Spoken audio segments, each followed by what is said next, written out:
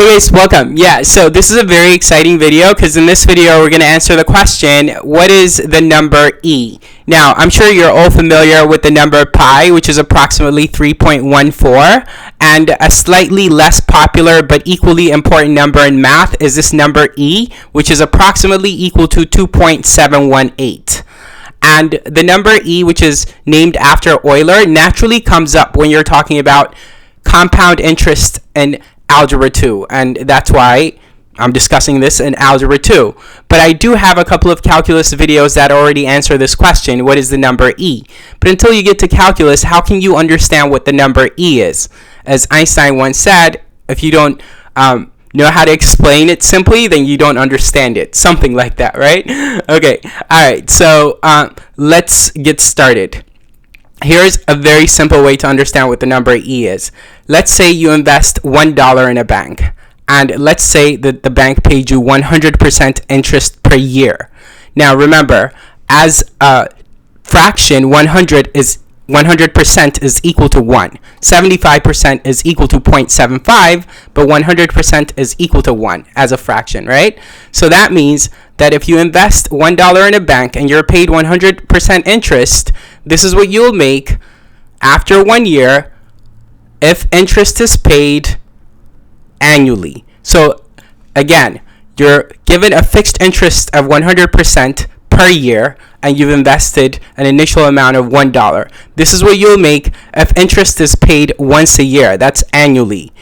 Well, you'll make $1. That is, you have your original investment plus 100% on the original investment means you have $1 plus $1 at the end of the year, and so you have $2. This is easy enough to understand.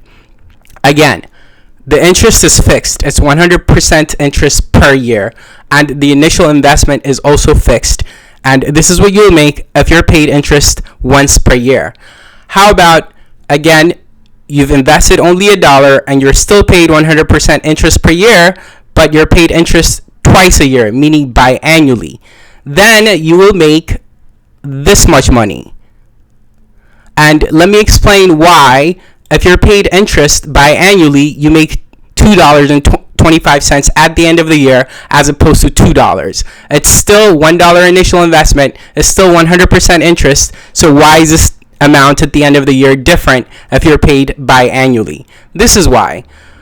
Because, well, after your initial investment of $1 and 100% interest, that's that 1 right there. The decimal version of 100%, remember, is 1.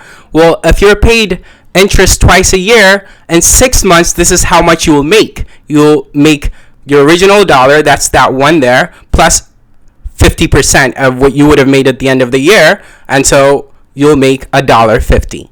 Yeah? Okay, this is after 6 months. We're trying to figure out how you end up with this amount after a year.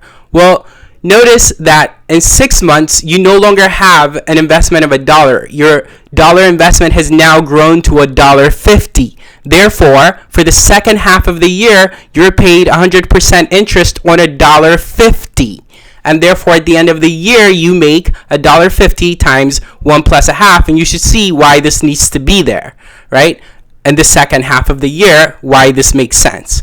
But your initial amount after 6 years is no longer $1, it's $1.50. So at the end of the year, you will make, well, remember, the $1.50 was represented by this quantity, so you have this times this, which will end up looking like this, and that's how you get to $2.25.